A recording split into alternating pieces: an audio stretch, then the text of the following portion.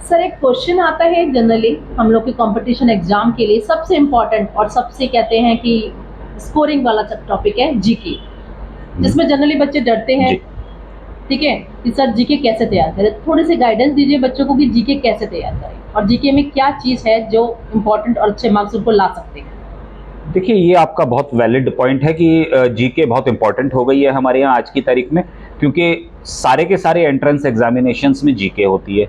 जैसे ही class 12th के बाद बच्चे अलग अलग अपने फ्यूचर के लिए तैयारियां शुरू करते हैं, जीके एक इंटीग्रल पार्ट है।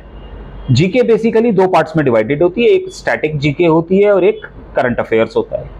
स्टैटिक जीके में हम पढ़ते हैं हिस्ट्री, पॉलिटिकल साइंस, हमारा कॉन्स्टिट्यूशन, पॉलिटिकल साइंस के साथ हम civics, geography, physics, chemistry, biology, inventions, discoveries, books and authors, इस तरह की कुछ इवेंट्स जो कि हो चुकी हैं पास्ट में और स्टैटिक बनी हुई हैं।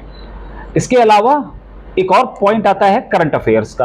अब करंट अफेयर्स क्या चीज है? Current affairs basically last 1 year की मेजर इवेंट्स हैं जो हुई हों, जैसे इंडिया को कुछ मेडल्स मिले हों ओलंपिक्स, जैसे अभी ओलंपिक्स हुआ है, कभी एशियन गेम्स होता है, इंटरनेशनल स्पोर्टिंग इवेंट्स होती रहती हैं, कोई वर्ल्ड रिकॉर्ड्स बने हों, ये मैं इंडिया के कंटेक्स्ट में बता रहा हूँ पर ये पूरे वर्ल्ड में भी होता है, कुछ मेजर डिस्कवरीज हुई हों, कुछ इंटरनेशनल एग्रीमेंट्स हुए हों, कहाँ पर इन्वेस्टमेंट्स की गई हैं, कुछ बैंकिंग सेक्टर में, कुछ फाइनेंशियल सेक्टर के अंदर नई नई चीज़ें हुई हैं, अवार्ड्स मिले हैं।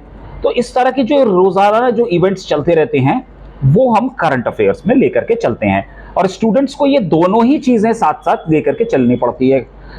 स्टैटिक जी के लिए तो बहुत सारी बुक्स मिल जाती हैं, पर करंट अफेयर्स के लिए बुक्स नहीं पब्लिश होती, क्योंकि जैसे ही डेटा पब्लिश होकर के निकलता है, बुक्स निकलेंगी, तब तक वो ऑब्सोलीट हो जाता है। तो इसलिए पब्लिशर्स भी इसको छापने में बहुत ज़्यादा इंटरेस्टेड नहीं होते हैं। तो इसको समझने के लिए एक तरीका ये रहता है कि बच्चे लोग, आप लोग डेली बेसिस पर न्यूज़पेपर्स पढ़ना स्टार्ट कर दें। न्यूज़पेपर आपको डेली बेसिस पर अपडेट रखेगा और आपका एंट्रेंस एग्जाम बहुत आसानी से निकल के चला जाएगा। सर जैसे आपने बताया कि करंट के लिए आपको न्यूज़पेपर पढ़ना चाहिए, स्टैटिक्स के लिए बुक्स हैं। जी ठीक है, ये तो चलो ठीक है। बच्चों के साथ कुछ और आप तरीका, शॉर्टकट तरीका बताएं, या अच्छे मार्क्स के लिए हम किस तरीके से पढ़ना है, ये पढ़ना है, ये तो क्लियर है, लेकिन कैसे पढ़ना है इस पर थोड़ा सा बताइए। देखिए, कैसे पढ़ना होता है तो उसमें सिर्फ एक ही चीज है कि कंसिस्टेंसी बना करके रखें।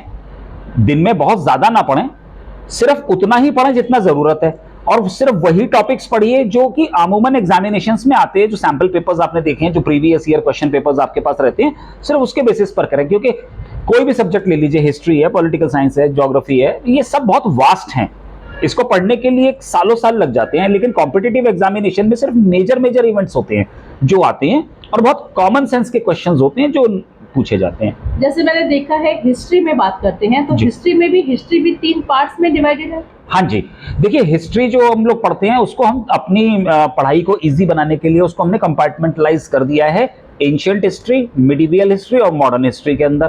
तो एंशिएंट हिस्ट्री जैसा कि हम लोग पढ़ना स्टार्ट करते हैं, जैसा आप जानते हैं, शुरुआत जो हम करते हैं वो इंडस वैली सिविलाइजेशन से करते हैं, और ये हम लोग मुगल इन्वेंशन करने शुरू कर लेते हैं।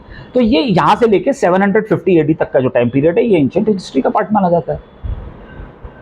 आपका कहना ये हुआ कि हिस्ट्री को हम 3 पार्ट्स में पढ़ें, अलग अलग टॉपिक वाइज, राइट, तो हमारे लिए ज्यादा इजी हो जाएगा। बिल्कुल, उससे हमें ये पता लग जाता है कि हम किस चीज में ज्यादा स्ट्रांग हैं और किस चीज में हम थोड़ा पीछे हैं। Thank you sir, thank you very much ये वैल्यूएबल इंफॉर्मेशन के लिए बच्चों के लिए। Thank you.